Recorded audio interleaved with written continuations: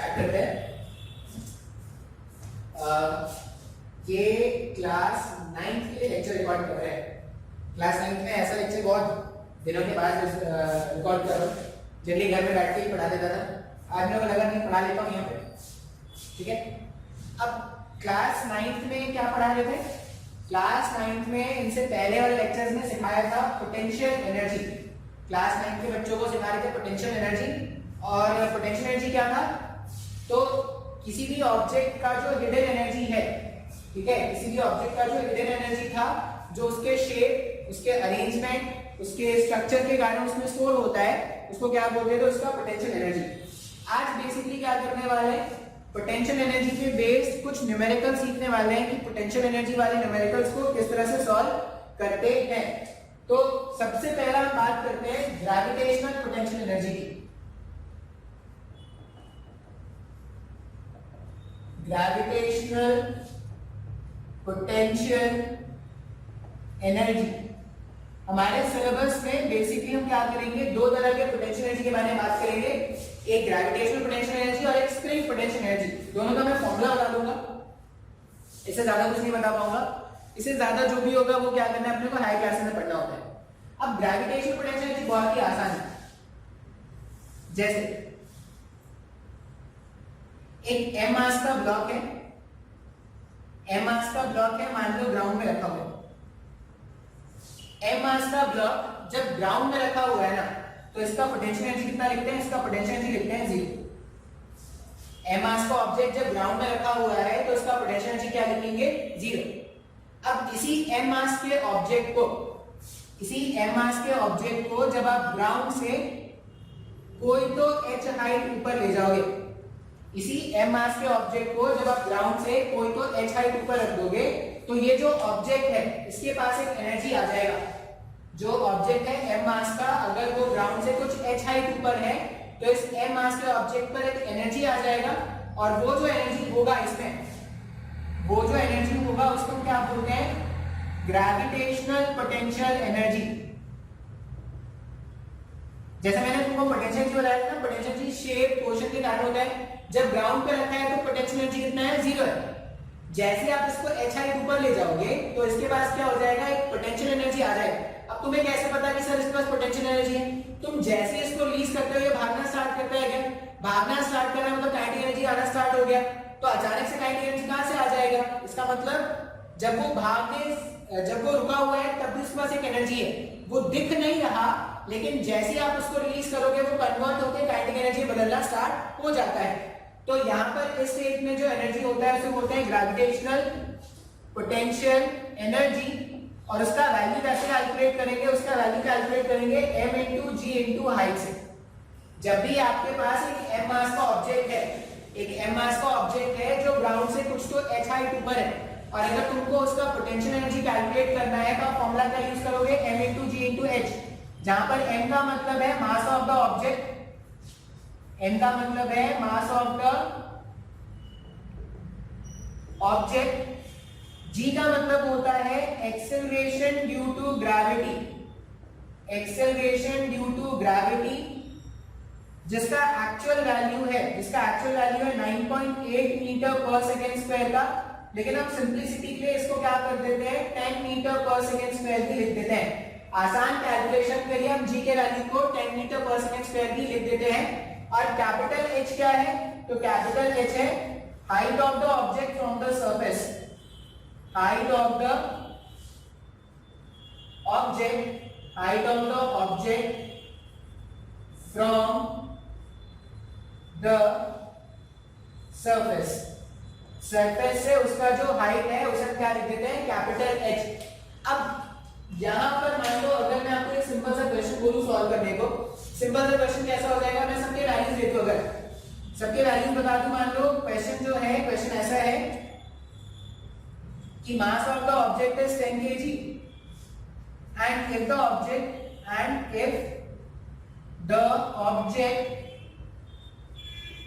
Is kept at a height of, if the object is kept at a height of 10 meter from the ground, 10 meter from the ground, then find its potential energy. Then find its potential energy. m 10 kg है और इस 10 kg के object को हमने क्या कर दिया, ground से 10 मीटर के हाइट पे रख दिया है। अब बोला गया है इस ब्लॉक का पोटेंशियल एनर्जी बताओ, तो फॉर्मूला क्या जानते हैं, formula m into g into h होता है। अगर formula m into g into h है तो एक एक करके सबके वैल्यूज को रख देंगे, सिंपलीफाई कर देंगे, आंसर आ जाएगा। तो इसको सॉल्व करके देख लेते हैं। अब यहाँ पर हमारे पास m का वैल्यू 10 kg है। अगर मुझे पोटेंशियल एनर्जी कैलकुलेट, ये कौन सा पोटेंशियल एनर्जी है, ग्रेविटी के कारण जब पोटेंशियल एनर्जी कैलकुलेट करोगे तो उसे बोलेंगे ग्रेविटेशनल पोटेंशियल एनर्जी। m के प्लेस पे रख दिया हमने 10, g का वैल्यू अगर सिंपल कैलकुलेशन करना है तो यहाँ पे 9.8 भी ले लोगे तब भी कोई प्रॉब्लम नहीं है। इनटू हाइट, हाइट कितना है इस बार 10 मीटर का हाइट है, 9.8 इंटू 10 का हो जाएगा 98 और एक और 10 का होगा ये 980 एनर्जी है, मतलब इसका एसआई यूनिट क्या होगा, जूल्स।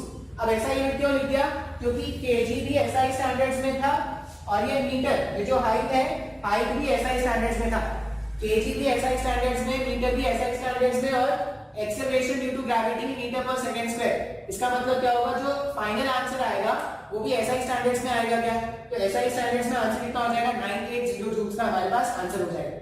तो ग्रेविटेशनल पोटेंशियल एनर्जी कैलकुलेट करना बहुत ही आसान है। क्या आसान क्यों है, क्योंकि तुम्हें क्या करना पड़ेगा, मास गिवन होगा, जी गिवन, जी तो अपने को पता ही है, याद रखना पड़ता है, और हाइट बता दिया जाएगा। अगर सबको यूज करके अगर सबको मल्टीप्लाई कर देंगे तो ग्रेविटेशनल पोटेंशियल जी मिल जाएगा। तो ये बहुत ही आसान है ना।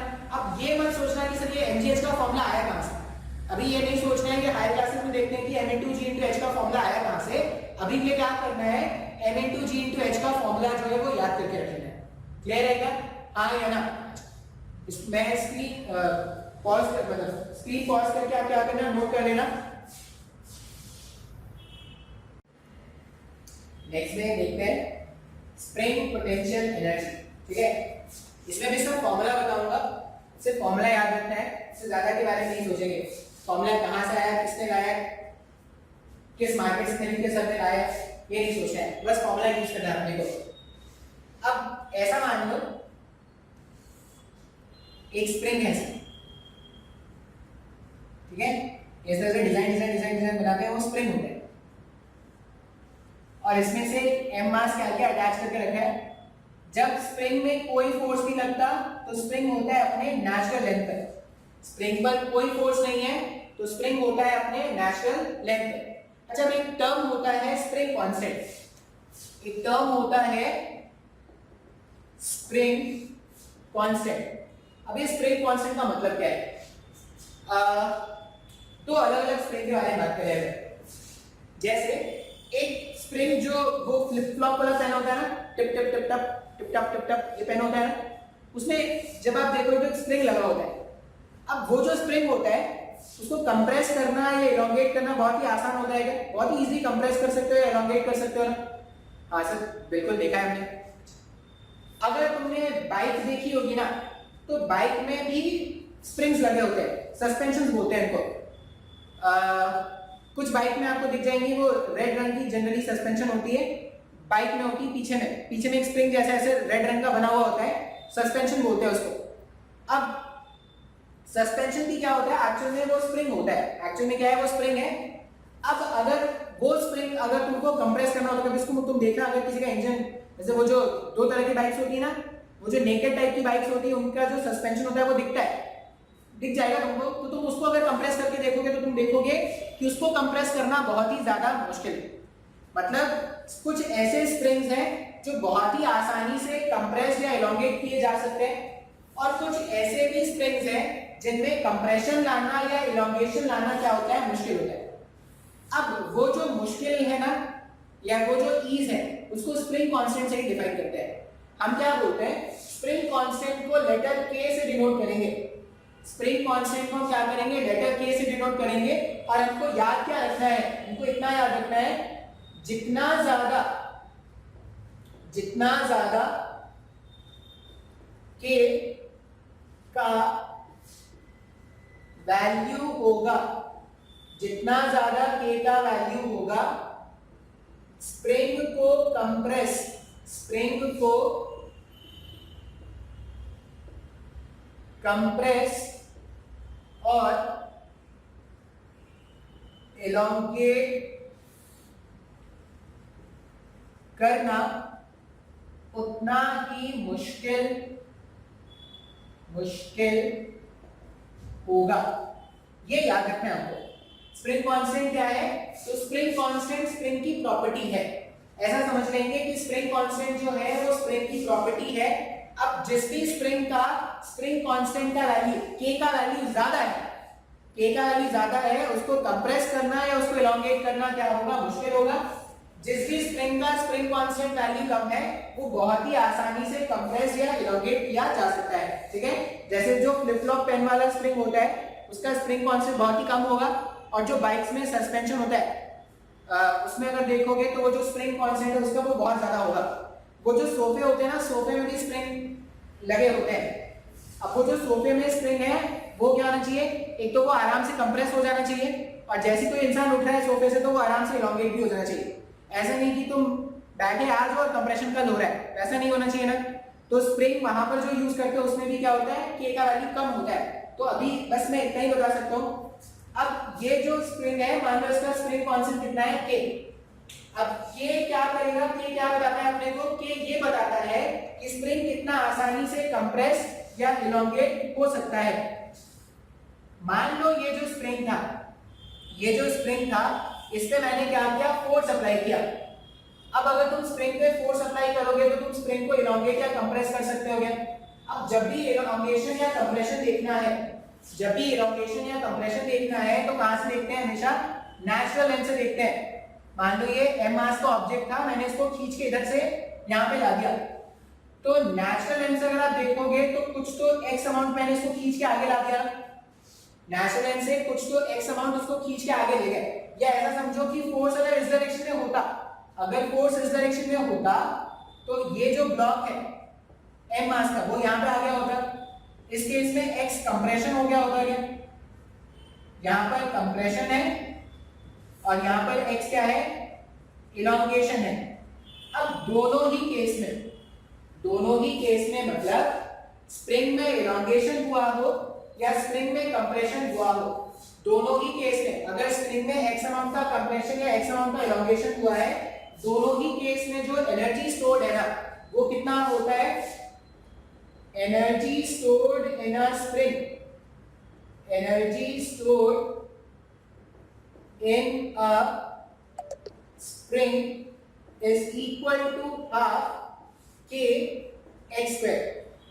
एक स्प्रिंग में जो एनर्जी स्टोर करके रखी है उसका वैल्यू क्या देखोगे? Half k x square.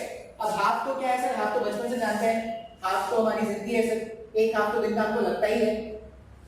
k का मतलब क्या है?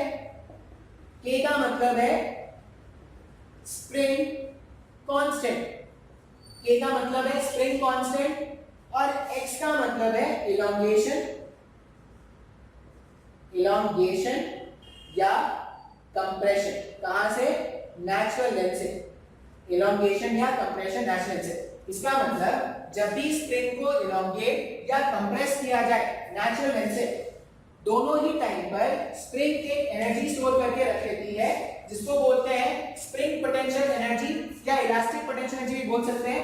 और वो जो इलास्टिक पोटेंशियल एनर्जी है उसका वैल्यू कैसे फाइंड करोगे?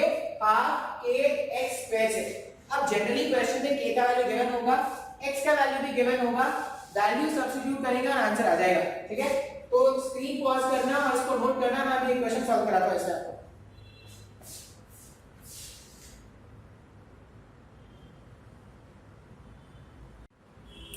देखो अब मान लो इसमें एक सिंपल सा क्वेश्चन सॉल्व करते हैं। सिंपल सा क्वेश्चन कैसा है? मान लो क्वेश्चन में ये बोला गया है कि k का वैल्यू जो है वो है 100 न्यूटन पर मीटर। ऐसा ही स्टैंडर्ड्स में दे रखा है, उनको ज्यादा सीरियस नहीं लेंगे। k का वैल्यू दे रखा है 100 न्यूटन पर मीटर और ऐसा बोला गया है if the elongation in the spring elongation in the spring is 10 centimeter, if the elongation in the spring is 10 centimeter, then find the energy stored in the spring. Spring कितना energy store करेगा अगर उसमें elongation 10 centimetre का है, ठीक है।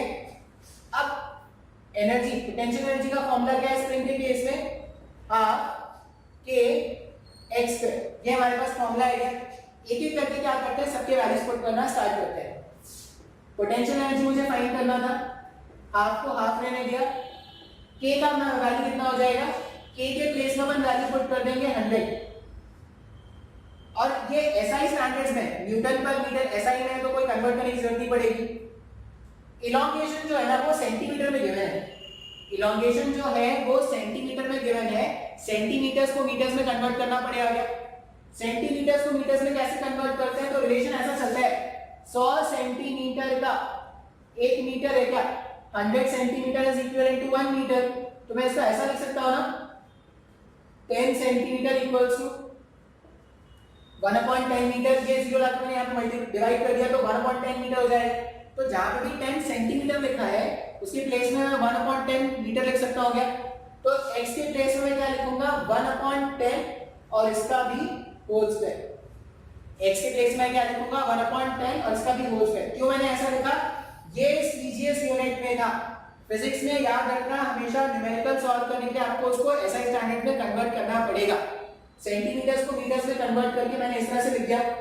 अब यहां पर अगर मैं पोटेंशियल एनर्जी फाइंड आउट करूं तो आप 100 into 1/10 का स्क्वायर 1/100 हो जाएगा, 100 से 100 गायब कर दो तो पोटेंशियल एनर्जी कितना आ जाएगा 1/2 मतलब 0.5 जूल्स का एनर्जी आ जाएगा।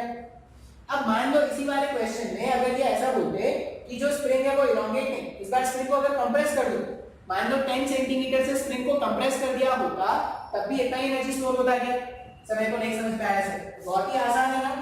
अगर क्वेश्चन में k का वैल्यू दे रखा है, क्वेश्चन में इलोंगेशन और कंप्रेशन का वैल्यू दे रखा है, तो आप क्या कर सकते हो, इस तरह से पोटेंशियल एनर्जी कैलकुलेट कर सकते हो क्या। अब कुछ क्वेश्चन ना देखो, इंडिविजुअली तुमको मैंने काइनेटिक एनर्जी कैलकुलेट करना सिखा दिया, इंडिविजुअली तुमको ग्रेविटेशनल पोटेंशियल एनर्जी कैलकुलेट करना सिखा दिया, और इंडिविजुअली तुमको इलास्टिक पोटेंशियल एनर्जी भी कैलकुलेट करना सिखा दिया। कभी कभी क्वेश्चन जो होता है वो टोटल मैकेनिकल एनर्जी पर होता है, कभी कभी क्वेश्चन क्या होगा टोटल मैकेनिकल एनर्जी पर होगा।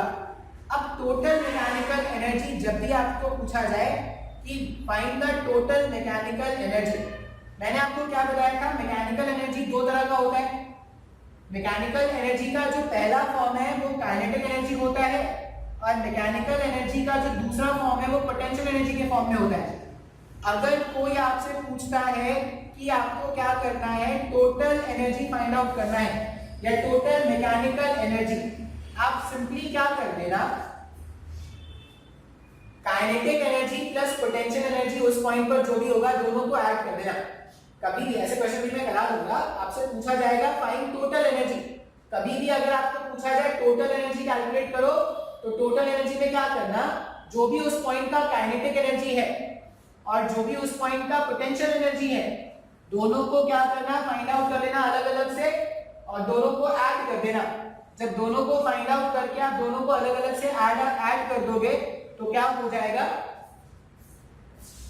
उसका पोटेंशियल, उसका टोटल एनर्जी मिल जाएगा। देख लेते हैं क्वेश्चन, एक सिंपल सा क्वेश्चन मान लो ऐसा है, क्वेश्चन में क्या बोला जा रहा है, एक ब्लॉक है 10 केजी का, ये ग्राउंड से भी 5 मीटर ऊपर है, ठीक है, एक ब्लॉक है 10 केजी का जो ग्राउंड से कितना है 5 मीटर ऊपर है, और इस समय इसके पास जो स्पीड है ये नीचे गिर रहा है with the speed of 10 metre पर सेकंड। मतलब ये रेस्ट में नहीं था, मतलब जब मैंने इसको देखा ना, मान लो मैंने इसको पॉइंट ए पर देखा तो पॉइंट ए पर मुझे वो ग्राउंड से कितना हाइट ऊपर मिला, ग्राउंड से 5 मीटर ऊपर मिला, और मुझे उसका स्पीड कितना दिख रहा है, मुझे उसका स्पीड दिख रहा है 10 मीटर पर सेकंड का। क्वेश्चन में ये पूछा गया है, क्वेश्चन क्या पूछ रहे हैं, find the total mechanical total mechanical energy at point A. Point A पर हमें क्या करना है, टोटल मैकेनिकल एनर्जी कैलकुलेट करना है। अब जब भी क्वेश्चन में आपसे पूछा जाए टोटल मैकेनिकल एनर्जी, कभी भी क्वेश्चन में आपसे ये पूछा जाए, आप सिंपली क्या कर देना, उस पॉइंट के काइनेटिक एनर्जी प्लस उस पॉइंट के पोटेंशियल एनर्जी को ऐड कर देना। उस पॉइंट का काइनेटिक एनर्जी प्लस उस पॉइंट का पोटेंशियल एनर्जी का जो सम होगा वही क्या होगा, तुम्हारा आंसर होगा। जैसे इस वाले क्वेश्चन में अगर मुझे टोटल एनर्जी पॉइंट ए पर जानना है तो kinetic energy at point A calculate कर लेंगे plus potential energy at point A calculate कर लेंगे, दोनों को ऐड कर देंगे, वो आंसर हो जाएगा। ध्यान से देखते हैं कैसे। Total energy at A, kinetic energy point A पर, अगर मुझे पॉइंट ए पर काइनेटिक एनर्जी लिखना है, पॉइंट ए का मास पता है क्या, पॉइंट ए पे ऑब्जेक्ट का मास 10 kg का है, पॉइंट ए पर ऑब्जेक्ट का स्पीड भी पता है, तो अगर मुझे काइनेटिक एनर्जी लिखना है तो क्या लिखेंगे, हाफ, मास के प्लेस में लिख दिया 10 और स्पीड का स्क्वायर क्या हो जाएगा, 10 का स्क्वायर हो जाएगा। लिख सकते हैं ऐसे, इस तरह से, हाफ मास इनटू स्पीड का स्क्वायर। ये मैंने पॉइंट ए का काइनेटिक एनर्जी लिख दिया। उसी तरह अगर पॉइंट ए का पोटेंशियल एनर्जी लिखना होता तो ऑब्जेक्ट का मास कितना है, 10, ऑब्जेक्ट जी का वैल्यू कितना रखते हैं, जी का वैल्यू अभी 10 रख देते हैं, सिंपल कैलकुलेशन के लिए मैंने जी का वैल्यू 10 रखा है यहाँ पर। और कितना हाइट ऊपर है ऑब्जेक्ट अभी, तो ऑब्जेक्ट जो है वो 5 मीटर ऊपर है क्या, जो ऑब्जेक्ट है वो ग्राउंड से 5 मीटर ऊपर है। अब अगर मैं इसको सिंप्लीफाई करूं, total energy at point A, ये क्या हो जाएगा, ये 1 और ये 5 हो जाएगा ना, 10 का स्क्वायर इज 100, 100 into 5 क्या हो गया, तो 500 का मेरे पास काइनेटिक एनर्जी है और 500 का मेरे पास पोटेंशियल एनर्जी भी है क्या। इसका मतलब total energy at point A जो आना है वो आ जाएगा 1000 जूल्स। ये आंसर है। तो ये तो बहुत ही आसान था सर, हाँ या ना। ऐसे क्वेश्चन तुमसे पूछे जाएंगे, जब भी तुमसे ये क्वेश्चन पूछा जाए कि फाइंड द टोटल एनर्जी, तो टोटल एनर्जी का मतलब है आप क्या करना, काइनेटिक एनर्जी कैलकुलेट करना, आप पोटेंशियल एनर्जी कैलकुलेट करना और दोनों एनर्जीज को ऐड कर देना। दोनों एनर्जीज को ऐड कर दोगे, सिंपलीफाई कर दोगे तो तुम्हारा आंसर आ जाएगा। कुछ क्वेश्चंस मैं आपको होमवर्क ले दे देता हूं, ठीक है, कुछ क्वेश्चंस दे रहा हूं आपको होमवर्क के लिए, सॉल्व करना, इतना मुश्किल नहीं होगा अगर आपको लेक्चर समझ में आ गया होगा तो, और सॉल्व करके पेशेंटली वेट करना है, ठीक है, चिल्लाना नहीं है ग्रुप में, सर मैंने कर दिया सर, चेक है क्या है, करेक्ट है गलत है, जो भी है जैसा भी होगा मैं चेक करके बता दूंगा। क्वेश्चन नंबर 1, ऐसा बोला गया, एक स्प्रिंग है और इसका के का वैल्यू कितना है, 100 न्यूटन पर मीटर, ठीक है, ये इसका नेचुरल लेंथ है। पहले मैंने क्या किया, इसको नेचुरल लेंथ से 10 सेंटीमीटर इलोंगेट किया, पहले इसको नेचुरल लेंथ से 10 सेंटीमीटर इलोंगेट किया, फिर इसको क्या करते हैं, नेचुरल लेंथ से 10 सेंटीमीटर कंप्रेस करते हैं, ठीक है। क्वेश्चन में पूछा गया है find the change in potential energy, find the change in potential energy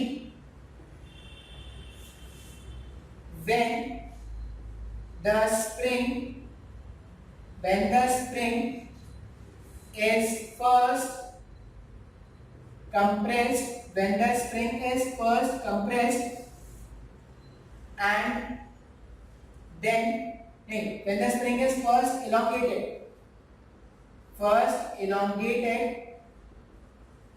and then compressed by 10 centimetre. आपसे क्या पूछा गया है, find the change in potential energy. इस वाले पॉइंट से लेकर इस वाले पॉइंट में पोटेंशियल एनर्जी का चेंज कितना होगा। अच्छा, फिजिक्स में कभी भी चेंज कैलकुलेट करना है तो चेंज का फॉर्मूला क्या है, final value minus initial value. तो फाइनल पोटेंशियल एनर्जी लिखना, इनिशियल पोटेंशियल एनर्जी लिखना, दोनों को माइनस कर देना, सिंपलीफाई करके आंसर बताना, ठीक है। दूसरा क्वेश्चन, क्वेश्चन 2 इस तरह से है, ये इसका नेचुरल लेंथ है मान लो, और स्प्रिंग को मैंने कंप्रेस करके रखा है 20 सेंटीमीटर। के का वैल्यू इस बार कितना है, 100 ही ले लेते हैं, 100 न्यूटन पर मीटर है। एक तो ये स्प्रिंग जो है, ये स्प्रिंग क्या है, नेचुरल से 20 सेंटीमीटर कंप्रेस है, और दूसरा ये जो पार्टिकल है इस पॉइंट पर, इसके पास एक स्पीड भी है 20 मीटर पर सेकंड का। क्वेश्चन ये बोल रहे हैं if the particle is moving with a speed of 20 meter per second and the spring is compressed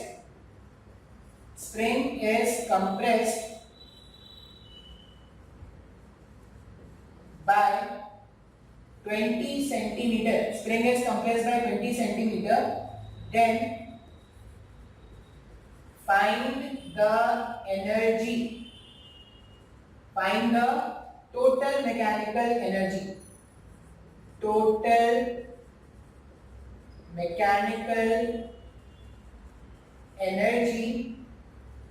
of the system।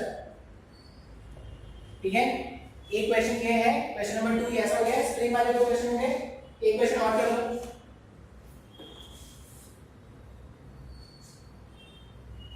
तीन क्वेश्चन दे देता हूं।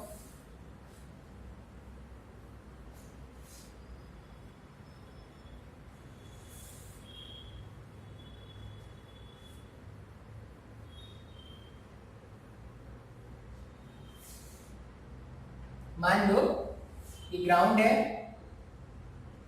ठीक है, और स्प्रिंग ना इस बार ऐसा रखा हुआ है। थर्ड क्वेश्चन थोड़ा टाइम देना, अच्छे से सॉल्व करना। ये नेचुरल लेंथ है, और इस बार क्या है, ये जो स्प्रिंग था ये बोला गया था ये 2 मीटर का लेंथ है। ये जो पूरा स्प्रिंग है वो कितना है, 2 मीटर का लंबा है, 2 मीटर लेंथ का है। और इसके ऊपर क्या करते हैं ना, एक ब्लॉक रख देते हैं ऐसे, मतलब ऊपर से एक ब्लॉक ऐसे ड्रॉप कर दिया। अब किसी इंस्टेंट ऑफ टाइम पर ये जो स्प्रिंग है वो कंप्रेस हो गया है, कितने से, 20 सेंटीमीटर से स्प्रिंग जो है वो कंप्रेस हो गया है। ठीक है, स्प्रिंग जो था वो कंप्रेस हो गया, और ये जो ऑब्जेक्ट